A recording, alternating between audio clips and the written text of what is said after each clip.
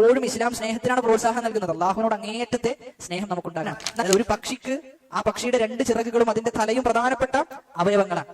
അതേപോലെയാണ് ഇബാദത്തിന് 3 കാര്യങ്ങളുണ്ട്. ഇബാദത്തിന്റെ അർക്കാനുകൾ 3 ഈ 3 ഇബാദത്ത് ചെയ്യുന്നത് നിലകൊള്ളുന്നത്. അതിൽ ഒന്നാമത്തേതാണ് മഹബത്ത്.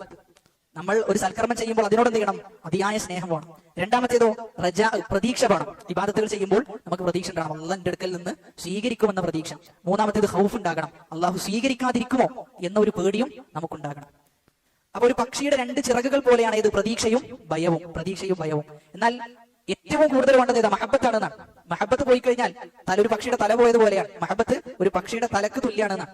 അതുകൊണ്ട് ഇബാദത്തിൽ ചുഴിഞ്ഞു നിൽക്കേണ്ടത് മഹബത്തായിരിക്കണം, സ്നേഹമായിരിക്കണം. നമ്മൾ ഒരു ഇബാദത്ത് ചെയ്യുമ്പോൾ അള്ളാഹുവിനോടുള്ള അതിയായ സ്നേഹം നമ്മുടെ മനസ്സിൽ ഉണ്ടാകണം. അതോടൊപ്പം ഖൗഫ് ഉണ്ടാകണം, റജാവും ഉണ്ടാകണം. ഒന്നും എന്ത് ചെയ്യാൻ പാടില്ല. ഒരാൾക്ക് പേടി കൂടുതലാകാൻ അത് പ്രശ്നമാണ്.